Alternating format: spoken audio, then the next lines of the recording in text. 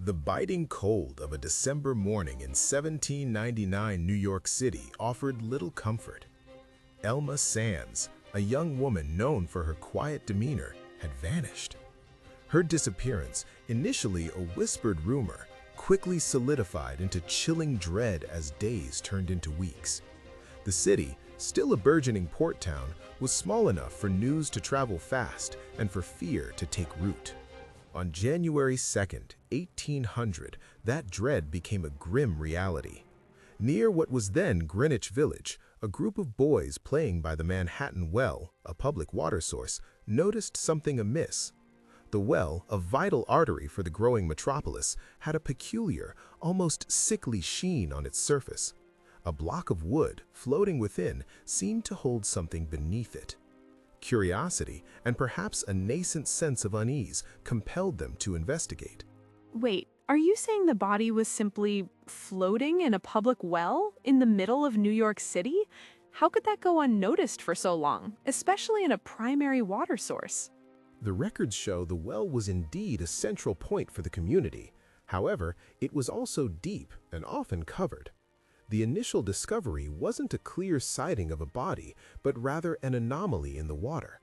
It took the persistence of the boys and later the intervention of concerned citizens to truly understand the horror concealed within.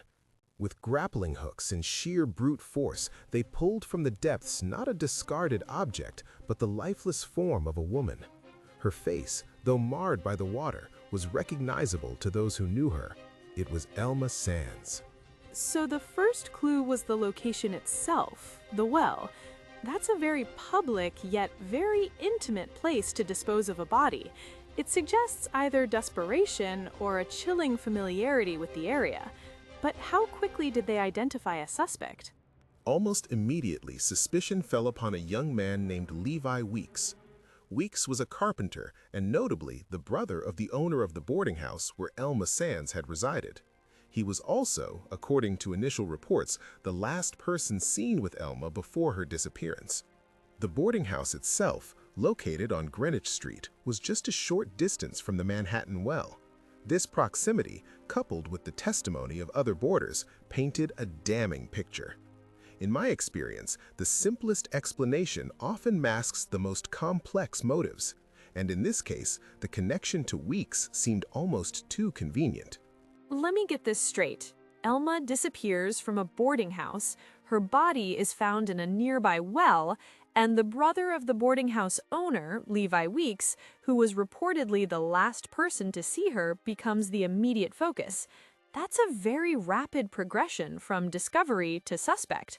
Was there any other evidence beyond circumstantial testimony? The initial investigation was rudimentary by modern standards. There were no forensics as we understand them today. The evidence largely consisted of eyewitness accounts, neighborhood gossip, and the grim discovery itself. The public, already gripped by the mystery, quickly turned Weeks into the villain of their emerging tragedy. The stage was set for America's first truly sensational murder trial. The year is 1799. New York City, a fledgling metropolis, buzzes with the ambition of a young nation. Yet, beneath the veneer of progress, a dark current ran. It was here, in this city of grand aspirations and muddy streets, that the body of Elma Sands was pulled from the depths of the Manhattan Well. Wait, the Manhattan Well? I thought that was a rather important piece of infrastructure for the city at the time. To find a body there? That must have been a shock to the public consciousness. Indeed. The Manhattan Company, founded by Burr, had recently taken over its operation. It was a vital source of water for the city, and its contamination, not just by a body, but by the implication of murder, sent ripples of fear and outrage through every household. The records show the discovery was made on the morning of January 2nd, a grim start to the new century. So the location itself was significant. But without modern forensic tools, how did they even begin to investigate a crime scene like that in 1799? That's precisely where the true challenge lay.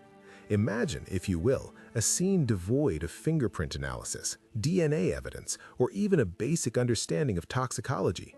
The investigation relied heavily on eyewitness accounts, circumstantial evidence, and the prevailing social currents of the era.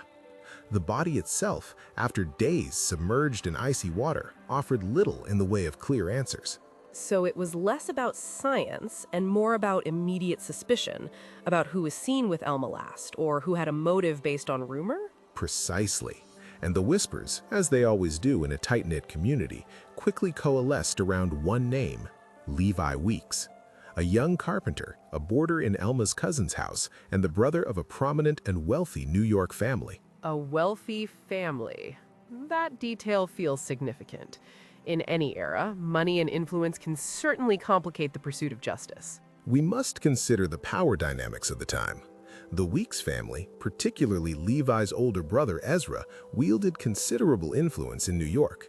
Ezra Weeks was a master builder, a pillar of the community, and immensely wealthy. The accusation against Levi, therefore, was not just against a young man, but against the very fabric of New York's elite. Let me get this straight. Elma Sands, a young woman of modest means, is found murdered, and the primary suspect is from one of the city's most powerful families. That sounds like a powder keg waiting to explode, socially speaking. It was. The public outcry was immediate and intense. Pamphlets circulated, broadsides were posted, and the taverns buzzed with speculation.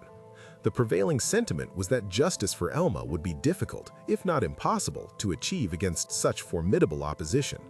This wasn't merely a criminal case, it was a societal litmus test. So the trial itself became a spectacle, a battle, not just for Levi's freedom, but for the soul of the city's nascent justice system.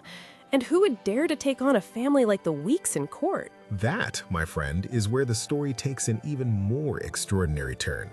For the defense of Levi Weeks, two of the most formidable legal minds in American history were assembled: Alexander Hamilton and Aaron Burr. Their involvement transformed this local murder trial into a legendary clash of titans, echoing through the annals of American jurisprudence. Hamilton and Burr, together. The very men who would later engage in that infamous duel? Their involvement alone speaks to the gravity and the political undertones of this case. It suggests there was far more at stake than just the guilt or innocence of Levi Weeks. In my experience, when figures of such stature align, it's rarely for a simple matter of justice. It often points to deeper currents, to reputations, power, and the very definition of truth in a society still learning to govern itself.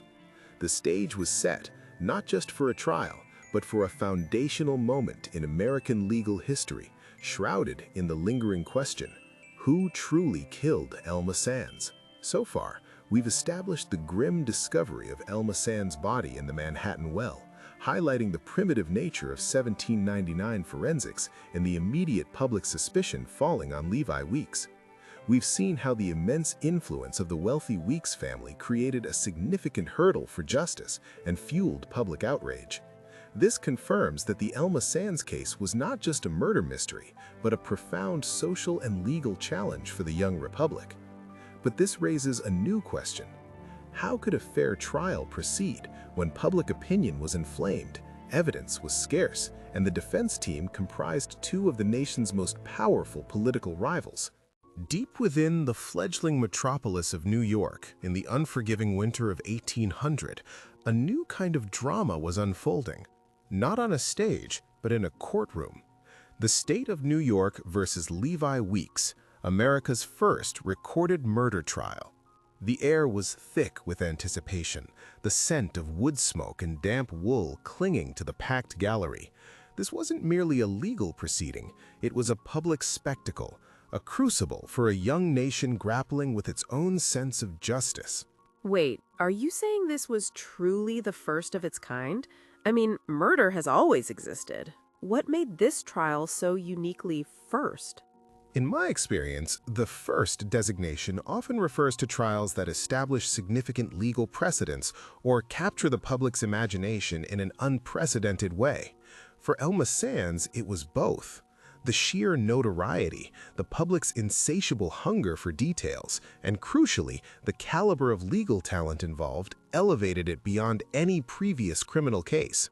The prosecution, led by Cadwallader D. Colden, painted a grim picture. They presented the discovery of Elma's body in the Manhattan well, the injuries consistent with violence, and the strong circumstantial links to Levi Weeks. Witnesses testified to seeing Elma and Weeks together on the night of her disappearance.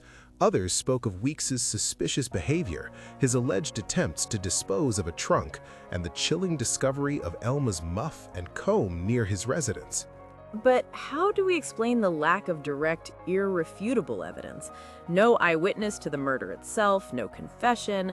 In a modern court, such a case would rely heavily on forensics, which simply didn't exist then.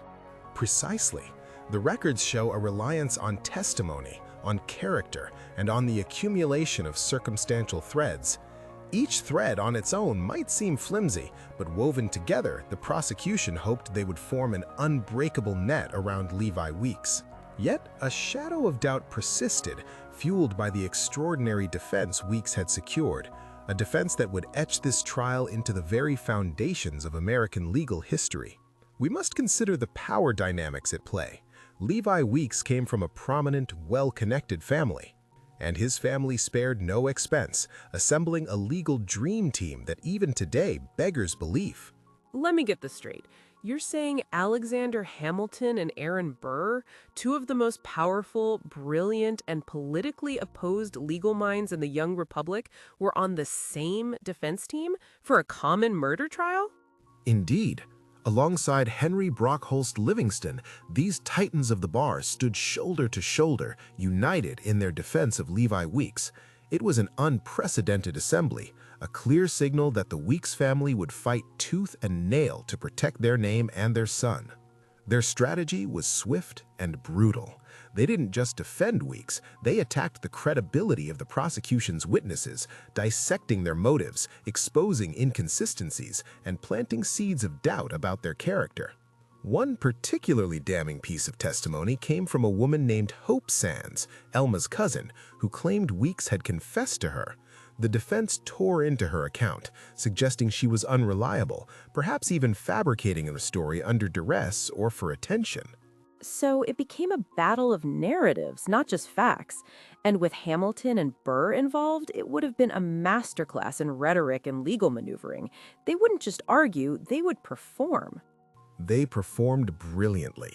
They questioned the chain of custody for the items found, suggested alternative suspects, even implying that Elma Sands might have taken her own life or that another suitor was responsible.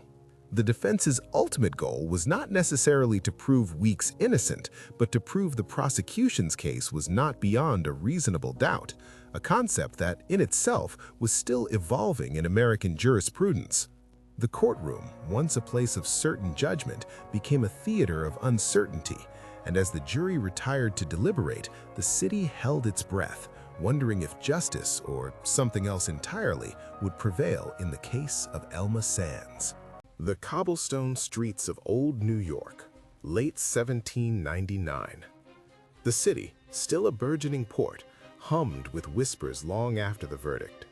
The trial of Levi Weeks for the murder of Elma Sands had concluded, but the shadow of doubt, a cold, persistent fog, clung to the Manhattan well. Wait, are you saying the public didn't accept the outcome, even with the powerful figures defending Weeks? The records show a city deeply divided. On one side, the elite, satisfied that justice, or at least a semblance of order, had been maintained. On the other, the common folk, particularly the women who saw a clear injustice.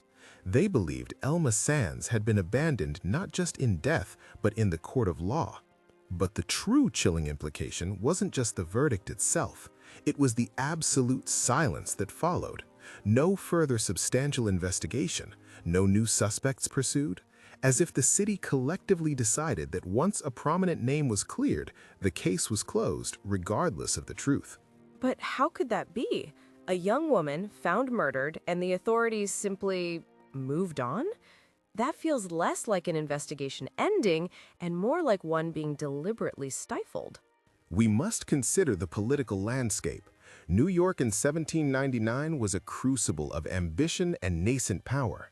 The defense counsel for Weeks, Alexander Hamilton, Aaron Burr, Brockholst Livingston, these were not mere lawyers, they were titans. Their involvement alone suggests a gravity beyond a simple murder charge. In my experience, when such formidable figures align, it's rarely just for the sake of abstract justice. There's often a deeper current, a hidden agenda. Was it merely to protect the reputation of a prominent family, or was there something else lurking beneath the surface of the collect pond? Let me get this straight. You're suggesting the trial itself might have been a performance orchestrated to protect more than just Levi Weeks? Perhaps someone else or something larger was being shielded from public scrutiny? The records show a peculiar haste in the proceedings, a desire to close the book. But the book of Elma Sands' murder, to this day, has pages unread.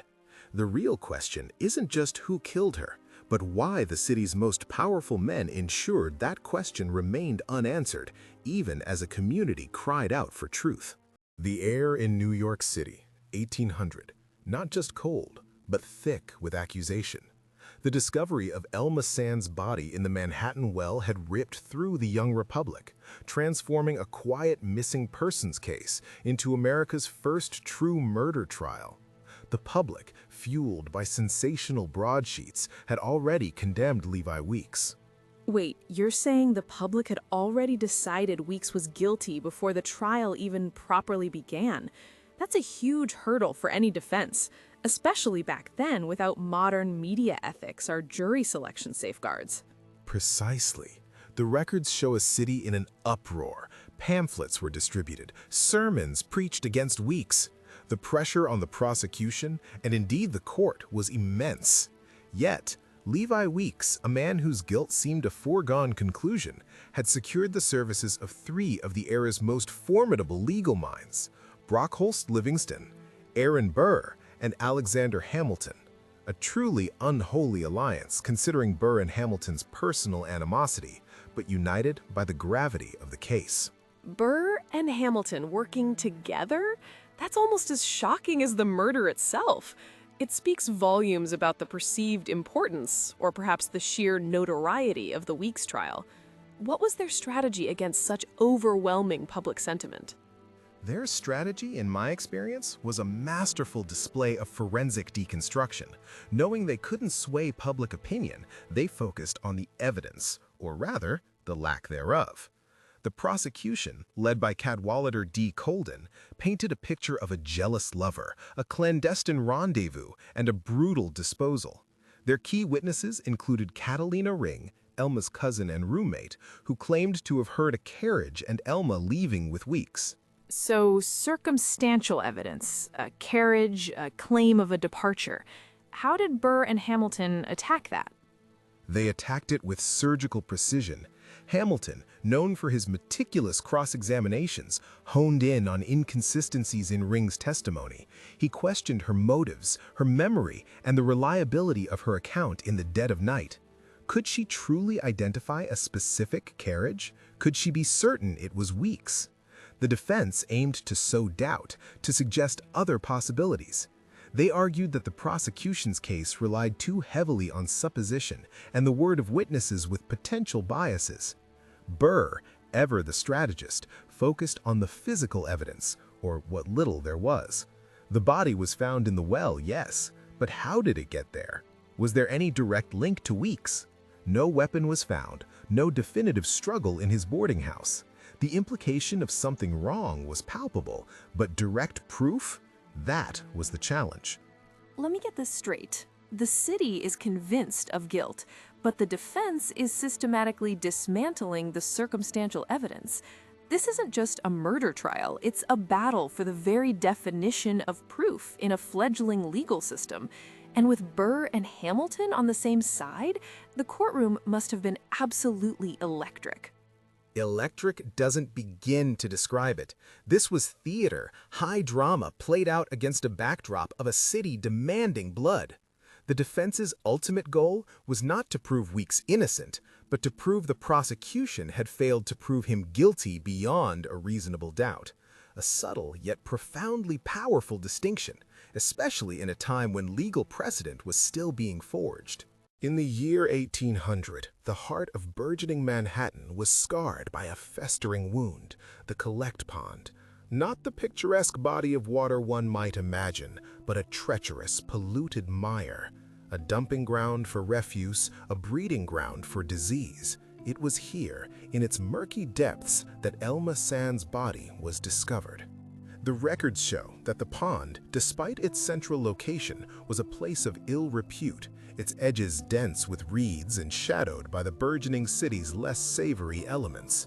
Its average depth was considerable, and its bed was a soft, silty composition, notorious for trapping objects, and worse, bodies. Wait, are you saying the pond itself could have played a role beyond merely being the final resting place? But how do we explain the initial discovery, the reports of a body floating near the surface? Surely if it was so deep and silty, recovery would have been far more difficult, or the body would have been submerged longer. We must consider the prevailing conditions. Eyewitness accounts from the period, though often sensationalized, consistently describe the pond's currents, particularly when fed by heavy rains or the runoff from the surrounding hills. These currents were unpredictable, capable of both submerging and resurfacing objects. In my experience, such an environment is a natural obfuscator of truth. The very nature of the Collect Pond, its shifting bottom and varied depths, could easily have distorted the timeline of Elma's submersion. What appeared to be a recent drowning might in fact have been a body that had been held captive by the silt for days, only to be released by a sudden shift in the water's flow. Let me get this straight. You're suggesting that the environment itself could have misled the initial investigators, making it appear as though Elma's body was found sooner or in a different state than was actually the case? This could fundamentally alter our understanding of the time of death, and therefore, who had the opportunity. Precisely. The medical examination, rudimentary as it was for 1800, would have struggled to accurately determine the time of death in such a compromised environment. The chilling implication is that the very place where justice was sought, the scene of the crime, was inherently designed to obscure the truth. The Collect Pond wasn't just a location, it was an accomplice to the unknown. Within the hallowed yet unforgiving walls of the New York City courthouse in 1799, the prosecution's narrative against Levi Weeks was built upon what they presented as irrefutable eyewitness testimony. Yet, as the proceedings unfolded, the very foundations of that narrative began to crack, eroded by the shifting sands of human memory and motivation. Wait, are you saying the prosecution's star witness wasn't as solid as they seemed? What records show this, given the passage of centuries? Indeed, we must consider the testimony of Richard Crouch, the innkeeper. His initial account, presented with such conviction, painted Levi Weeks in the darkest possible light. He claimed to have seen Weeks and Elma Sands together, late at night, in what he perceived as a compromising position near the Manhattan Well, a critical location. In my experience, however, the human mind, under pressure, often distorts perceived truths. But how do we explain his initial certainty? Was he bribed, coerced, or simply mistaken? This was a capital case. The stakes couldn't have been higher. The records show no direct evidence of overt coercion, but the subtle pressures of a community baying for justice, the potential promise of reward, and the very public nature of the proceedings could sway even the most honest observer. The defense, spearheaded by none other than Alexander Hamilton himself, meticulously picked apart Crouch's testimony.